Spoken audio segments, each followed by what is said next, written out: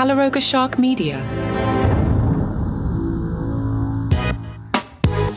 Hey man, Johnny Mac with your daily comedy news. Pretty busy one for a Sunday with a couple new specials out and people doing press tours. But the big news today, the voice of Milhouse is retiring. You got to watch The Simpsons tonight. Yeah, The Simpsons is still on, so they say.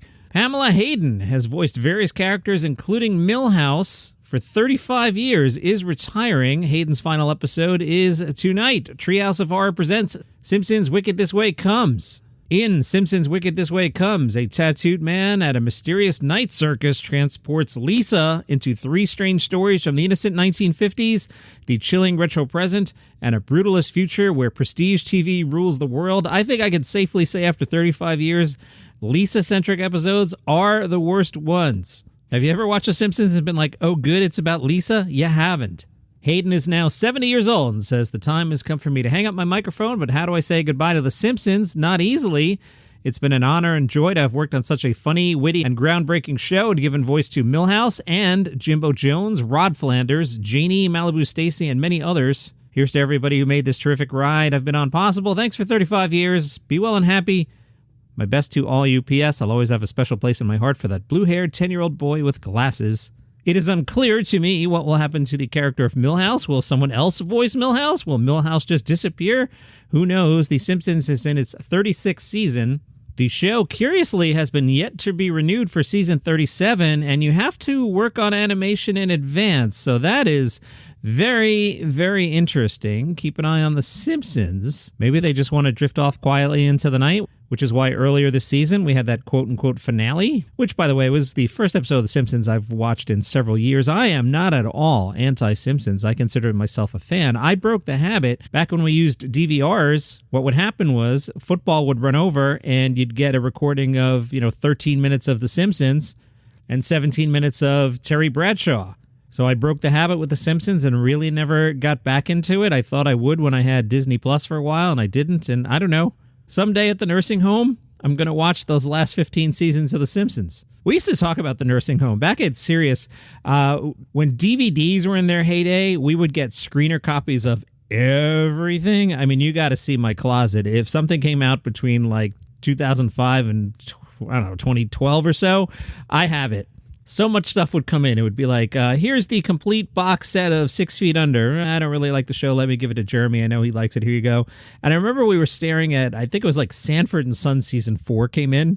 And I'm like, I don't know what to do with this. I'm never, ever going to have enough time. I'm like, even if I'm at the nursing home, there are now 800 hours of Star Trek. At that time, I think there were 6 Star Wars movies, and there's a lot more Star Wars now. We now have 5 Indiana Jones movies. We now have 25 James Bond movies and 36 seasons of The Simpsons, not to mention, everything else that has ever come out. I could watch Gladiator again. So I would never, ever, ever have time to get to Sanford and Son season 4. So I don't even know what happened to it. Actually, I know what happened to it. We used to donate a lot of things to, hey, don't tell anyone. So my mom was involved with veterans. And I would take all the stuff that was hanging around, and we would, through my mom, send it overseas to active service members. And I remember at one point, the general wanted to send us a thank you letter. And I was like, no, don't. And I'm like, why? I'm like, because then somebody at the company will ask, why are you giving all these CVDs away? So we just did it on the down low. We didn't need to be thanked. Hopefully somebody over there enjoyed the hell out of that Rocky box set we sent over. I digress. I thought this was interesting. What you're hearing now, I put together on Friday afternoon, and Variety had an article referring to Hulu's new comedy thing. You've heard me talk about this, but they referred to it as the Hulu Laughing Now brand, which will feature 12 new comedy specials. So I asked the question, what happened to Hularious? Up until yesterday in my world, Thursday, it was called Hularious. Now, I asked this question on Threads, and I see friend of the show, Jason Zinneman from the New York Times, who's awesome, as you know, I asked the question, what happened to Hilarious? I can't get anyone at Hulu to interact with me. Jason said, I asked an exec who came up with the name Hilarious and still haven't gotten an answer. Okay, Jason Zinneman, friend of the show at the New York Times. I feel a lot better now. Like, I can almost understand the Hulu publicist not getting back to some idiot doing a podcast in his basement. Like, I kind of get it. I mean, I kind of don't, because I have the right target audience for who you're going for. So I get I'm not Joe Rogan, but it's the right people. But, I mean, if you're not getting back to Jason Zinneman, friend of the show at the New York Times, come on, Hulu. So who knows? Now it's called Hulu Laughing Now. I guess, perhaps, possibly, maybe it's not. You'd have to ask someone at Hulu, because I don't know. I said I was going to do the rant again, but it's back. I'm sorry. I apologize. At least not playing the Joe Coy bit, Scott Bennett. Relax. Jim Gaffigan got the Waxjob, as a former coworker used to call it, from the Hollywood Reporter. The big headline, Jim Gaffigan is finally invited to the party. He told a new version of the How Did He Get the Part of Tim Walz story. In this version, once Steve Martin turned it down, me and some other doughy Midwestern types were pitched on social media because casting's now done by public referendum. But I've been around long enough to know there are certain things you just can't campaign for, so I stood back. Right, we've heard that version before. This seems to be new. Then I got an acting job in the UK this summer, and my reps called the night before and say, hey, so we've been kind of telling you that you've been doing these impressions of Tim Walz and funny messages to us. I hadn't. I was like, are you saying that I need to do some videos like that? So there I was in my hotel in Leeds recording my impressions. It's also secretive, and you don't know if it's going to get to these people. It's a total roll of dice. But I knew how to do it. I mean, me and Tim Walz, it's not that different. He just has a brightness in him that I once had before I lived in New York or worked in the entertainment industry for so long. Hollywood Reporter, I assume your SNL run was always going to be over post-election. Jim, contractually, I believe that was it. And I loved everything about it. As a comedian, it was like getting into Harvard for my graduate degree, but also I'm touring, and there are so many people to service in that cold open. There were times I was like, I hope Tim Walz does something strange so I can have a bigger part, which is a weird thing to hope for. THR, your career took off when David Letterman anointed you on his show. What's the 2024 equivalent? Jim said, it's so fluid now. There's a truly democratic element to stand-up today. It's not a total meritocracy, but there's something about Sebastian Maniscalco selling out 6 Madison Square Garden shows that's just undeniable. Theo Vaughn having that impact on the zeitgeist. You can't deny that stuff. And Nate Bargatze, who did it without podcasts. I guess. I mean, Nate does have a podcast, but I guess. When I was coming up, it was the Roseanne era. If you were a great comedian, you became a sitcom star. Tim Allen, Seinfeld, but now stand-up as an industry has just exploded beyond anyone's wildest expectations. Getting long here, and we got a holiday week coming up. Johnny Mac's going to save the rest of that article for a rainy day, and it's going to rain this week. Vulture did a long piece with James Acaster. I know a lot of the Vulture stuff is behind a paywall, but you might want to read the comments in the Facebook group, Daily Comedy News Podcast Group. Nudge, nudge, wink, wink, say no more. Know what I mean? Know what I mean? Acaster said, the main thing with this show was if I don't deal with the issue that's making me so unhappy at work, I'm not going to be able to do any show after this. What I wanted from it is what enabled me to just be a comedian again. Vulture said the premise of your new special is that you can't get mad at people for heckling. In practice, did creating that rule keep you from getting angry internally?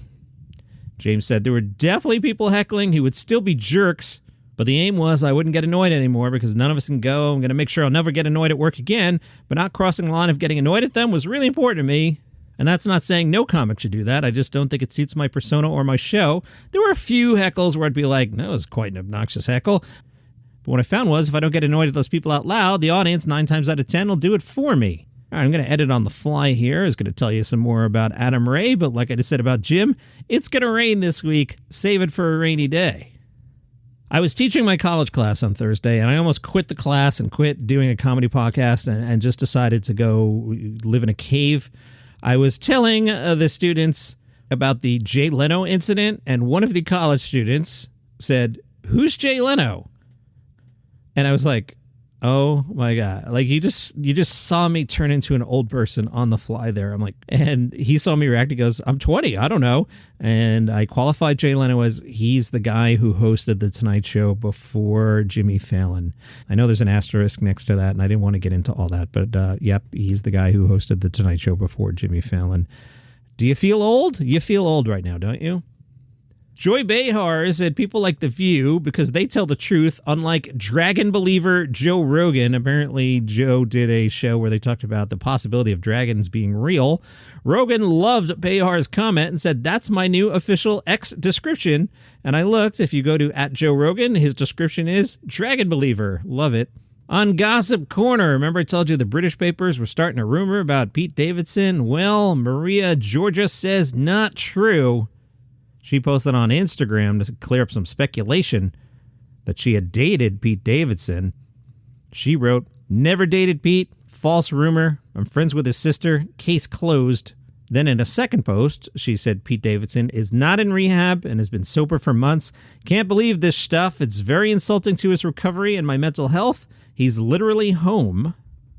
All right, you listen to me? I feel like the Fonz here. I'm going to say something I never say. Listen to me. This is very important because I'm an honest person with you. I was wrong. I know, right? Johnny Mac was wrong. I was wrong. I apologize to the people at Have I Got News for You. I had predicted it would end after the election. I was wrong. It has been picked up for a second season. Amy Antelis is Executive Vice President of Talent, CNN Originals, and Creative Development. In a statement, she said, "For its inaugural season, Have I Got News for You has been a welcome and lively extension of the CNN brand, and our viewers continue to show enthusiasm for comic relief on Saturday nights. I like everyone associated with the show. I'm happy for them. I was wrong. Now that I was wrong, let me make a prediction about this. ESPN is giving a late night show to Jason Kelsey. And here's where I'm going to make another prediction. You should light the money on fire instead." All right, let's see how that one ages. This is going to be called, they call it Late Night with Jason Kelsey. It will air on ESPN at 1 a.m. during the Friday/Saturday overnight hours. So I assume that means, say it's 11:59 on a Friday night and you wait another 61 minutes. I think that's what they mean by that.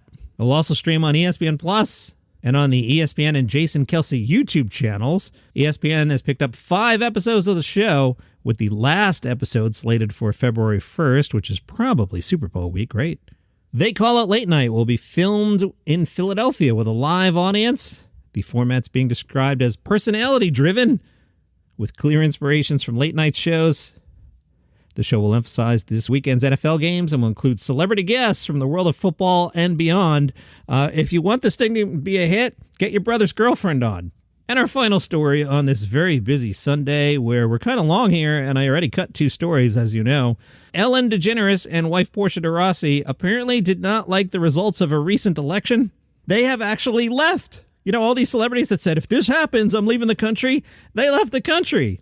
They've put their estate in Montecito on the market and plan to never return. They bought a place in the UK. So to use a sports metaphor, basically, we traded Ellen and Portia for Harry and Meghan. Who got the better end of that trade? I think we did, actually. Keep up on Harry and Meghan by listening to Palace Intrigue, our podcast about the royal family. I'm the writer on that one. That one's a lot of fun. All right, that was a lot for a Sunday. If you enjoy the show, tell a friend about it. They might like it too. Hang out with us on Threads. Us is me. I don't know why you used a royal us there. Hang out with me on Threads at Daily Comedy News. If you'd like the show without commercials, link in the show notes. Meet you back here tomorrow.